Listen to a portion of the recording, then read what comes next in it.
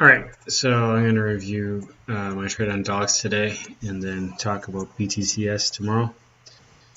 So DOGZ had a massive collapse last week, and on this day some late shorts got squeezed all the way to 4.5. It was a pretty massive move. I joined in the squeeze the day after and yesterday. Yesterday I shorted around the 360s, which was pretty much dead bottom, and then I covered into the squeeze up through the 380s, put it back on in 370s, and held that overnight.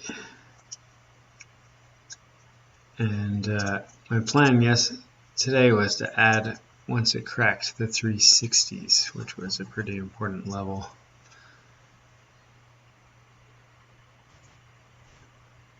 You can see it was holding here all day yesterday, and it was pretty important the day before.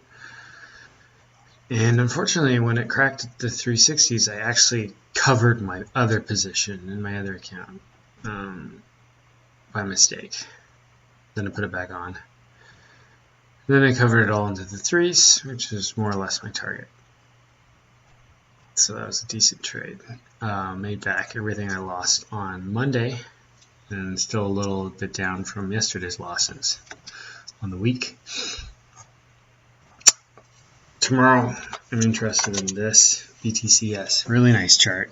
Not sure if that volume is accurate, but great chart.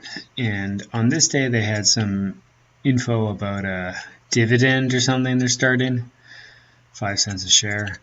And then beginning of the month, there's tons of Form 4s, so tons of insider buying over here. This chart's really gone far in a week. It's more than a double. Big 2 pushes here. So tomorrow, I'm going to be risking the 760s, provided it gaps down or opens pretty much where it closed. I'm really hoping it gaps up and has one more big day. Maybe get all the way up to the 9s. It goes higher than this on my other platform, so I know it can go further than that. And it does look quite similar to the pattern over here.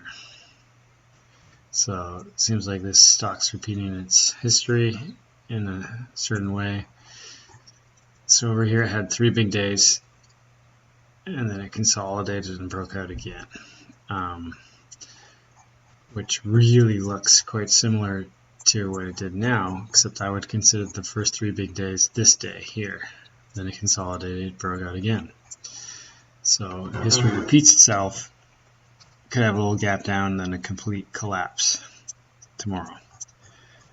This is the first setup that I'm, falls into my wheelhouse, so I'll be looking to trade it. Probably be a gap down play, I imagine, but if it gaps up over this, I'll really just stand back and wait till some definite crack to size into an attempt to short the stock. No reason to chase it all the way to the top. It's relatively low float. I think it's 10 million. They had a reverse split back here somewhere. And yeah, it's my big watch for tomorrow.